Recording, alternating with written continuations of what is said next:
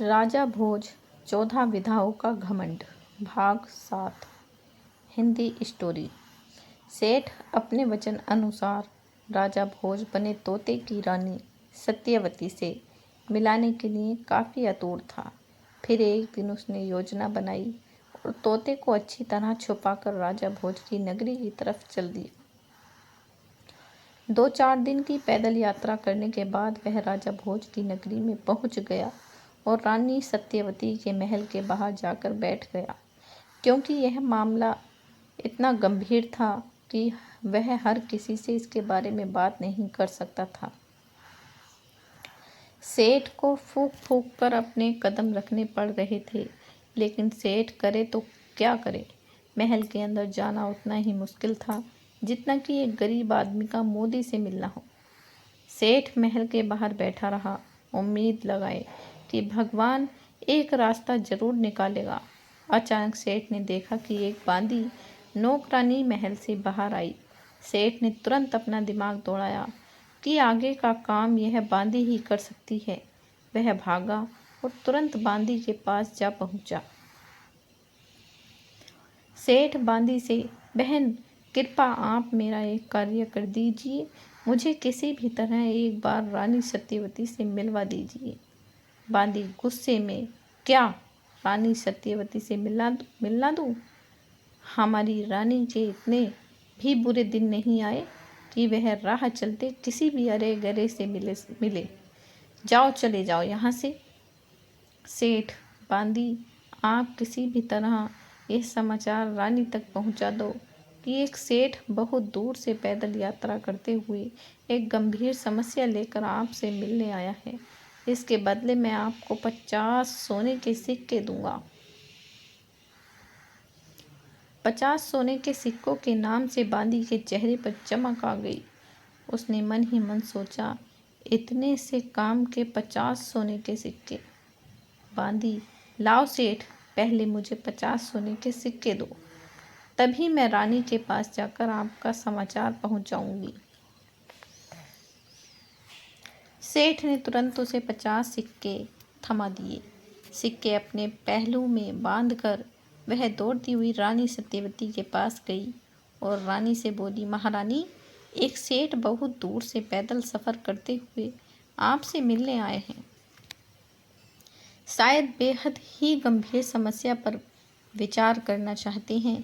यदि आप आज्ञा दें तो मैं उन्हें बुलाऊं? रानी सत्यवती, ठीक है बांदी, उसे हमारे पास लेकर आओ। बांदी भागी गई और सेठ को रानी सत्यवती के महल के भीतर ले आई। जब सेठ रानी के पास पहुंचा तो रानी ने देखा कि सेठ की आंखें छलक रही थीं। उसने हाथ जोड़कर रानी से विनती करी कि रानी, केवल 1 मिनट में आपसे अकेले में वार्ता करना चाहता हूँ। रानी सत्यवती एक कोमल हृदय की महिला थी।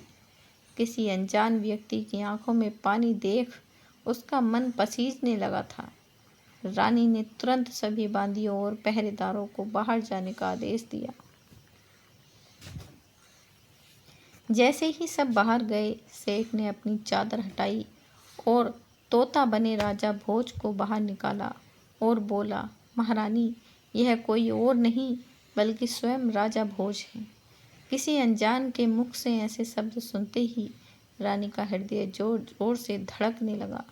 वह इस पहेली को समझ नहीं पा रही थी। राजा भोज, वह भी एक तोता कैसे? रानी के हृदय में सवाल बढ़ते जा रहे थे। एक क्षण के लिए वह मौन हो चुकी थी। फिर सेठ ने धीरे से कहा, रानी, आप इन्हें संभालिए, मेरा कार्य यहीं समाप्त होता है। बाकी की सारी दास्तां स्वयं राजा भोज तोता आपको बता देंगे। रानी अपने हृदय को सराहती हुई बोली, रुको सेठ, जब तक कि यह सिद्ध नहीं हो जाता कि यह राजा भोज हैं, आप यहीं रहेंगे। यदि आपकी बात सच साबित हुई तो राजा भोज की आने की खुशी में आपके नाम पर एक भव्य समारोह किया जाएगा, और यदि आप हमारे साथ कोई मजाक कर रहे हैं तो आपको ऐसा दंड दिया जाएगा जिसकी कल्पना आपने कभी नहीं की होगी।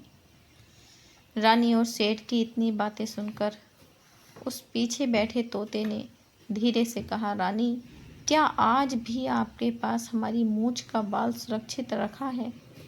यह कथन सुनते ही रानी बोलती बोलती एकदम सुन्न पड़ गई और धीरे धीरे अपनी नज़रें उस तोते की तरफ घुमाई जिसकी आंखों से जिज्ञासा के आंसू बह रहे थे। अपने स्वामी से इतने वर्षों बाद मिलकर जो इस अवस्था में उनसे मिले थे, उन्हें गले लगाकर रानी फूट फूट कर रोने लगी। रानी ने सेठ का तहे दिल से धन्यवाद दिया और उन्हें मेहमान गृह में ठहरने को कहा। रानी ने बांदियों को बुलाकर आदेश दिया कि यह सेठ हमारे शाही मेहमान हैं, इन्हें किसी भी तरह की समस्या नहीं होनी चाहिए। सेठ ने मुस्कुराते हुए अपना सर हिलाया और मेहमान गृह की ओर चल दिए। अब रानी को राजा भोज तोते ने अपनी पूरी दास्तान सुना डाली। कैसे नाई ने उनके साथ इतना बड़ा धोखा किया। रानी ने भी उसके महल में आने के पश्चात राजा भोज को तोते को उसकी सारी बात कहानी सुनाई और बोली, महाराज, ये तो मैं उसके महल में आते ही समझ गई थी कि यह बहरूपिया कोई और है, मेरे महाराज नहीं, क्योंकि मैंने उससे आते ही वह निशानी मांगने को कहा जो आप मुझे सौंप कर गए थे, जिसे देने में असमर्थ हो गया और नए नए बहाने बनाने लगा। इतनी वार्ता करने के बाद रानी सत्यवती बोली, महाराज, आप एक प्रद विधा निदान शासक हैं, तो कृपा आप ही इस समस्या का समाधान करिए। दोस्तों, नाई कितना भी चालाक क्यों न हो, वह केवल 15वीं विधा जानता था, किंतु राजा भोज पूरी 1 से लेकर 15 विधा तक सभी जानते थे। अब असली राजा भोज को रानी सत्यवती का साथ मिल चुका था। उन्होंने इस दुख से छुटकारा पाने के लिए गंभीर योजना बनाई और रानी सत्यवती से बोले, राजा भोज तोता, देखो रानी, केवल सेठ और आपको ही मालूम है कि मैं महल में आ चुका हूँ और किसी को भी इसकी सूचना नहीं है और ना ही मिलनी चाहिए। अब जो मैं आगे कहूँगा आपको वही करना होगा। रानी सत्यवती, जी महाराज, आप जैसा कहोगे मैं वैसा ही करूँगी। कृपा आप मुझे आगे की योजना बताइए।